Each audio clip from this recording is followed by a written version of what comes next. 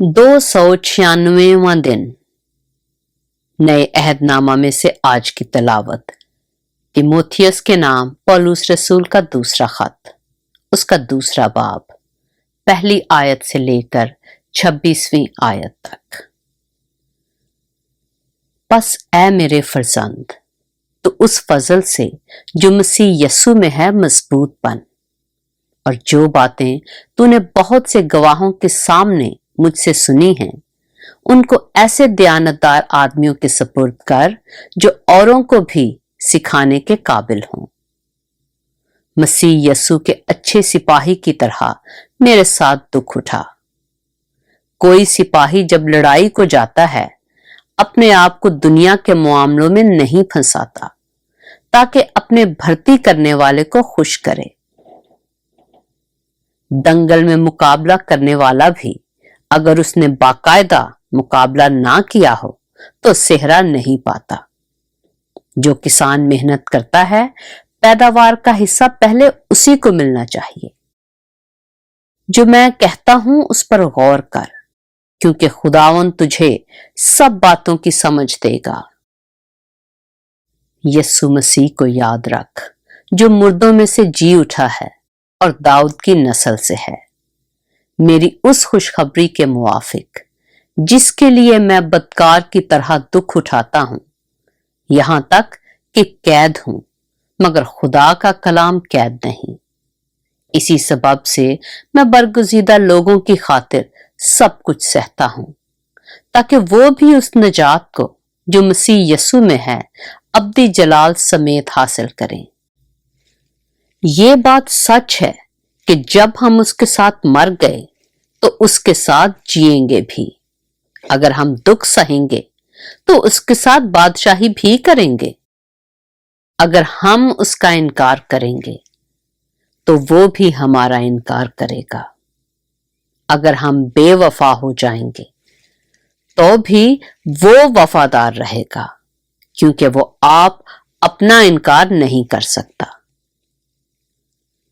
ये बातें उन्हें याद दिला और खुदावंद के सामने ताकीद कर कि लफ्ज़ी तकरार ना करें, जिससे कुछ हासिल नहीं, बल्कि सुनने वाले बिगड़ जाते हैं।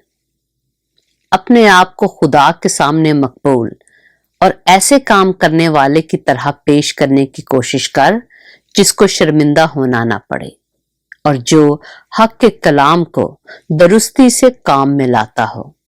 लेकिन बेहुदा बकवास से परहेज कर, क्योंकि ऐसे शख्स और भी बेदीनी में तरक्की करेंगे और उनका कलाम आकिला की तरह खाता चला जाएगा। हुमनियस और फिलीतुस उन्हीं में से हैं। वो ये कहकर कि क़यामत हो चुकी है, हक से गुमराह हो गए हैं और बाज का ईमान बिगाड़ते हैं। तो भी खुदा की मजबूत बुनियाद कायम रहती है और उस पर यह मोहर है कि खुदावंद अपनों को पहचानता है, और जो कोई खुदावंद का नाम लेता है नारास्ती से बाज रहे। बड़े घर में ना सिर्फ सोने चांदी ही के बर्तन होते हैं, बल्कि लकड़ी और मिट्टी के भी, बाज इज्जत और बाज जिल्लत के लिए। बस जो कोई इनसे अलग होकर अपने तईं पाक करेगा, वो इज्जत का बर्तन और मुकद्दस बनेगा और मालिक के काम के लायक और हर नेक काम के लिए तैयार होगा। जवानी की ख्वाहिशों से भाग, और जो पाक दिल के साथ खुदावन से दुआ करते हैं, उनके साथ रास्तबाजी और ईमान और मोहब्बत और सुलह का तालिब हो। लेकिन बेवकूफी और नादानी की हुज्जतों से किनारा कर, क्योंकि तू जानता है कि उनसे झगड़े पैदा होते हैं, और मुनासिब नहीं कि खुदावंद का बंदा झगड़ा करे, बल्कि सबके साथ नरमी करे और तालीम देने के लायक और बुर्दबार हो, और मुखालिफों को हलीमी से तादीब करे। शायद खुदा उन्हें तौबा की तौफीक बख्शे, ताकि वो हक को पहचाने اور خداوند کے بندہ کے ہاتھ سے خدا کی مرضی کے اسیر ہو کر ابلیس کے پھندے سے چھوٹیں۔ پاک کلام کے پڑھے اور سنے جانے پر خداوند کی برکت ہو۔